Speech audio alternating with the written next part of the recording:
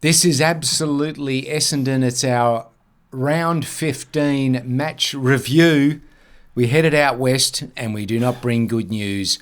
We went down. We were concerned about this match. We were quite wary, but even we didn't expect that capitulation that happened. So how much do we blame it on the bye? From 0 to 100%? Oh, 100%. Or are you telling us that it was our players that didn't perform? It was the bye. It was all about the bye. It always was. It's quite our players were shit. It's quite a statistic that's building though. On that note, with the bye. Well, I mean, what is it that gives you? You spend a week in Bali working on a tan. You come back with concrete legs and you can't lay a tackle. Exactly. Yeah, no more. And the thing to look forward to is once the Tassie Devils come into the competition, we'll be having that bye every week. So not us, but the competition will have a bye for one team at least every week. So it's a concern, and it's more than a coincidence, really, isn't it? When you think about how flat-footed our guys looked against Freo, you could only think that there was just a lack of carryover momentum from that tremendous win against Carlton 2 weeks before. But the first 10 minutes, I felt sorry for Freo. I'm like, oh my gosh, this is no. You know what? I think they felt the same way. I think our guys did too. Do you think they just thought, let's just ease up? They became very complacent. I thought, the signs were on the wall pretty early when, we weren't putting them away. And it was almost a case of our guys going, it doesn't matter, we'll get the next goal, we'll be fine. It doesn't matter if Stringer misses a sitter or Peter Wright can't clunk a mark. We'll get them, we've got them. And they never did, and they never had them. And I think that complacency was there from the first quarter, even though we were dominating the possession around the ground. Yeah. So, I don't know. A bye, it's an interesting theory. Yeah. Well, I mean, look, I don't know what the stats were, but there was obviously we came up short in quite a few areas. Draper not there, that did hurt us. How did you think the Brian Phillips combo? What do you think? How do you summarise that? Yeah, well, I think Phillips actually played pretty well. I thought in the absence of Big Sammy, I thought he was okay. I thought he did a serviceable job. But looking at the opposition ruckman, I mean around the ground, they completely destroyed us. Yeah, they did. Although we were pretty even on the hit-outs from the centre bounces, Jackson kicking 3 goals. Oh, man. Darcy, his first game back was fantastic for them. And, our boys, Phillips tried, but I don't think Brian was able to make the step up to that level. And that's been, unfortunately for Nick, that's been his problem in the few opportunities that he's had. Yeah. He's just not been able to impose himself physically on some of these big rucks. So he's a little bit of a way off, I would imagine. Yeah. So it speaks volumes of how important Sam Draper is to the balance of this side. It does. Yeah. I must agree with you. But I've got to say, look, let's give credit where credit is due. Not something I usually like to do. No, you don't. Particularly when it comes to opposition football. We don't encourage it, but we kind of expect it. I think I know what you're going to say. Yeah, no, I've got to say, there's a lot of no-name footballers at Fremantle. I now know their names. Who's that Henry guy? Who? Who's he? Henry. Where did he come from? He had about 30-odd disposals. How long's he been Had around? the ball on a string. He ripped us This apart. guy, Ryan, I don't even know what his first name is. Just kept marking in the back line. Yeah, everything. 18 marks that guy took. Anything that was just going. Yeah, it's like, hang on, there's 2 footies out there. And then, of course, Brayshaw, who we know is a very good player. He's one that I do know of. And Sarong, I think, had 10 clearances. Oh, my God. So, and Fife, who is a champion footballer, he was the 5th best.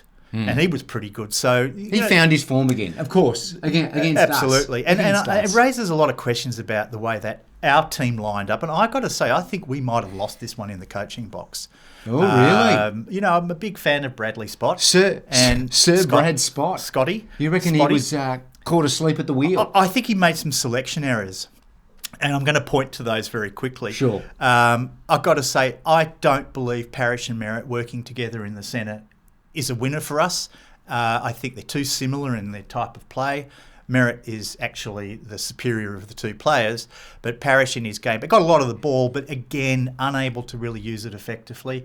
And you compare that to the previous 4 games when you had the Hobbs-Caldwell kind of mix and occasionally Perkins and Stringer. There was just a different dynamic. And, of course, Draper not being there. So there's got to be some question marks going forward. Are you jumping the gun, though? Because earlier this year we were saying that 1 + 1 = 3 and that they were both better when they were together Look, the middle. they've been great. I'm not saying that that's not a combination we can go forward with. What I'm saying is if you've got 6 midfielders who can all play in that centre bounce, those centre bounce setups, but you're lacking some key players elsewhere on the field, you've got to think about using one of those players as trade currency.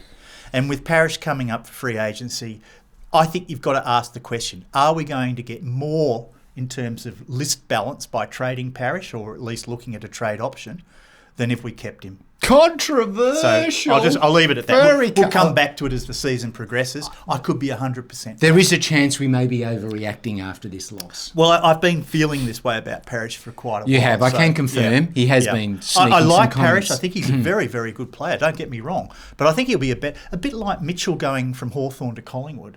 I think Mitchell was kind of lost at sea at Hawthorn, and I think he's become an important link in the Collingwood midfield that fills that role, that sort of accumulator role. And I think Parrish going to a Geelong, for example, may in fact be a more effective player in their lineup than perhaps he is. Sounds like you've already said goodbye. Well, I'm thinking about it. Okay. All right, so let's have a look at this game. Where did we lose it apart from perhaps the lethargy that was clear? What I noticed was, even when it was just generally when they were getting the ball in the middle, Brayshaw, Sarong, some other guy, ball going forward, and someone would just land in Frederick's arms, Switkowski's arms, Tracy. Like, where were our guys? They were always just, even if it was a direct kick or even just a hack kick, they were managing to get it. Yeah. When we tried to do the same, it was always going to a pack of 14 players, a melee, ball spilling to the ground, they mop it up, spit it back out. Oh, look, you know, what's the deal with that? You're absolutely right. I think they scored 4 goals from centre bounce clearances to our 0-0. So I don't know it was that low. It was that's terrible. pretty low. So, I mean, I think the margin was about 5 goals at the end of the day. Those 4 goals really mattered. And when you see the way in which they scored those goals, it was uncontested marks in their forward line from, like you said, often hack kicks. So that sort of makes you think that our defenders were just being incredibly forgiving in terms of staying on their man and protecting their zone. They were just not tight. And these Fremantle forwards were able to wander off into the open and just get the ball that was coming in. It was very, very disappointing. And I've got to say, I think, you know, the defence have been really good this year and often fighting, you know, incredible numbers of inside 50s from the opposition. They have. Many more than what we scored at the other end. Yes. And they've continued to, you know, hold firm. But I've got to say, against Fremantle, they were very poor. And there was a lot of very loose checking. And poor man marking, I think you'd call it. But look, I hope it was an aberration. We cannot be that if we're going to be a competitive side going forward. We're certainly not a finalist if we're going to allow the opposition to score like that. So then let's talk about this forward line. Our forward line? Our forward line, yes. Yep. Now, you mentioned that Peter Wright might have the second week blues. Yeah, look, I did. Right. Yeah, look, it often happens. You know, a guy comes back from a long layoff and he's fantastic and think like he hasn't missed a beat. And then the next week, it's a bit sore. You know, often you're a little bit sore after playing, and they certainly though they had them in. They had him in their sights. They really did. It was like Pierce from behind, 2 coming in from the sides. Oh, Jesus, this is for children, you know, this show. But anyway, Pierce coming from. Oh, it's even worse when you say it like that. Yes. Anyway, I know what you mean. They were triple manning him. They were all over like a fat kid on a Smartie. Oh, yep, absolutely. And what a Smartie Peter Wright is, eh? He's one of those big beauty Smarties. He's a big red one. So there was that going on, and then I don't think he got a goal, did he? Oh, he did not. We predicted he'd get 2. He did not. He came out of the blocks very quickly. Yeah, we thought 2 was being conservative. He came out of the blocks very quickly, marked that one at 52 metres out, thought he'd have a bit of a go. Yeah. And didn't see much more of him after that, which brings us then to other personnel in the forward line.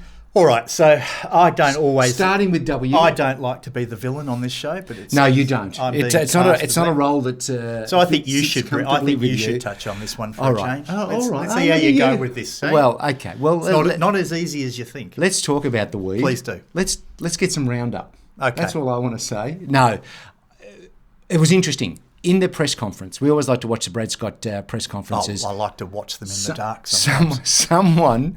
Someone did ask, and again, he was very supportive of Wiedemann and the role that he plays. And I have to admit, after that, I was just scratching my head going, what am I missing? I'm obviously missing something here. You are. There is something happening on a level which my simple brain cannot understand because I just don't get it. I think the experiment's over. Look, is Sam Wiedemann a hill that Brad Scott wants to die on? He might be. Because this is starting to get a little bit strange now. I will judge it by team selection in the Port Adelaide game. But if Sam Wiedemann is playing for us against Port Adelaide, I can pretty much say we're not going to win that game. I'm sorry. I know it's his birthday today as we're recording. Oh, happy birthday. Happy birthday, Sam. All the best from many happy returns, yes, from the whole crew. Yeah. But he's shit. He really is. And I'm telling you, he is not an AFL level footballer. Now, I don't have any personal issues with the guy. He's probably a lovely man. I have no problem with that. But he is incapable of playing at this level of football. I mean, he had 4 kicks on the weekend. Obviously didn't score a goal. I don't know how many games he's gone now without scoring. He scored 13 goals in 12 matches this year.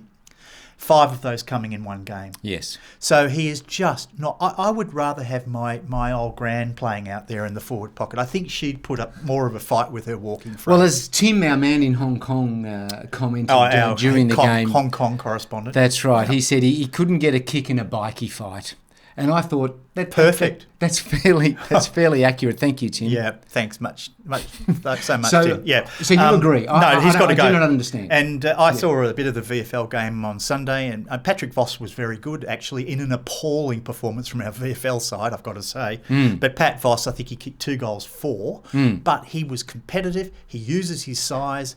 And he can throw himself around a little bit, which is what Wiedemann simply cannot do. So if nothing else, we've got to bring Pat Voss into the side and give the guy a go, see if he can play at this level, because I'm telling you right now, Wiedemann is not the solution going forward. And if Scotty keeps picking him, you know there are some discriminating photos. It's as simple as that. He knows where the bodies are buried, yeah. What about that young Jaden fellow? He's gone. I mean, he spent 2 weeks at the hangar and he's done his back, so... Oh, he's been hanged. What can you say? It didn't take long, did it? Well, you know, our investigative story on the hangar is coming up soon. It is. Look out for it. We are going to get to the bottom of it. We know from inside sources there's something wrong with the surface out there. We do have some information that's come across our desk, but we can't disclose just yet. It's bad. That's all I can say. Just dangled a carrot. So overall, it was a bit of a shocker. I mean, it was a loss that opened the eyes up. I think we can start to take a little bit of a deep breath about prospects of top 4 and perhaps even final 8. Yeah, I got to admit, I'm getting that feeling in the nether regions that it's not a good one. Tough run coming up. Everyone talks about our easy run. It is not. Where did that originate from? Where's the easy run come from? Look, I don't know, but you know, we're going into a hot Port Adelaide. The only thing in our favour is that they're coming off a bye. Yeah. But of course, they will break that. Oh, of course. They will break that. No question about streak and continue their streak. And then we've got Adelaide the following week, who, honestly, if not for the umpires, should have beaten Collingwood yesterday. Definitely. Any Collingwood supporters watching, sorry, but that's the truth. Well, then they know we love Collingwood. But, yes. But anyway, they got ripped off Adelaide. So, you know... and then I think we got Geelong down. I'm worried. Whatever the initials the Cattery, are. whatever it is. HBAW, whatever. Yes, yeah. And then Never the Bulldogs. So it's not an easy run coming up either way. And I think a response against Port Adelaide is absolutely required. We cannot take them lightly. No. And, if we do, they will tear us apart. So I'm really hoping that they have a rough week on the track this week. That was a pathetic performance against Fremantle. Pathetic. I'm sorry. I mean, that was. I was back in a world where Ben Rutten was coaching this side. It did seem like it with really all the balls into the forward line. Yep. Just it was horrible. No incisive kind of. And it's not because we're not able to win games. It was an attitude issue. It was laziness. It was just lack of effort, as far as I think. Anyway, so we need to cover any other points? I'm just looking through. Looking at your computer screen here. Right. Lack of pressure we've talked about. Lack of defensive pressure we've talked. I think we've covered it all off. Yeah, it hasn't been a particularly funny episode though. I've got to be honest with you. No, well, there's it's no laughing matter. Yeah. Let's face it. Sometimes you've got to take it seriously. They do. You really do. I think we're both feeling the pain, and we're worried about what's in store over the next Have we few weeks. overreacted?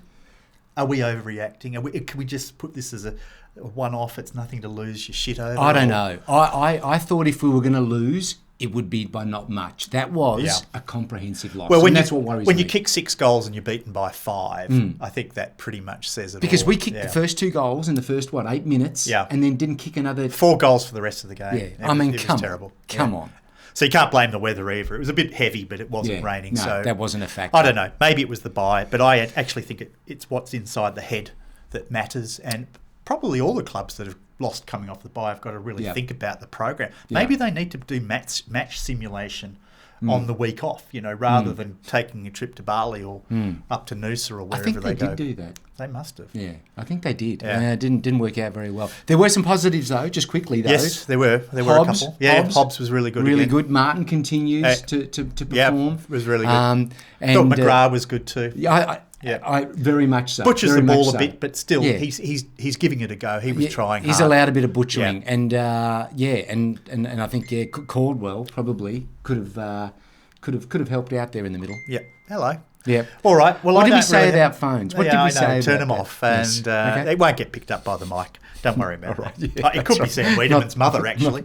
All right. Well, look, I don't really want to think about this game anymore. No, so how about we just we're done with up? it. Yep. Look out for our match preview coming up soon. We'll be out on Wednesday. But please share your comments. Maybe we're not seeing it the right way. What's your thoughts on Parrish too? I don't want to be singling him out, but I'd be interested to know what everyone thinks. But you really did. I'm probably going to get murdered for those comments. Okay. All right. Thanks, guys. We'll see you soon. Thanks again for watching. Comment below. Bye for now. Talk soon. See ya.